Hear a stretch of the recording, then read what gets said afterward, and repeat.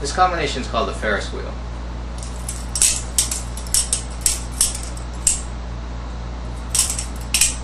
It's an advanced pointer roll that turns into a stopover and then finishes with the second half of a rewind. We hold in the closed position, forward grip, holding the bite handle. The advanced pointer roll, the flip out and a rollover around the index finger. This ends up in a reverse grip closed position, which is the starting point to the stopover. Now we move into the stopover by doing a half rollover, ricochets off the index finger and rolls over the middle finger.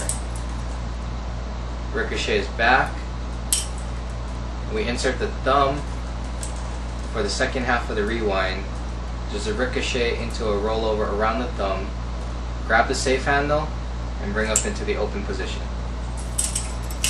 Once again, advanced pointer roll. Roll over around the index finger into a closed reverse grip. Turns into a stopover. Ricochet off to a rollover around the middle finger. Ricochet back. Insert thumb. Ricochet up into a rollover around the thumb. Come back up into the open reverse grip position.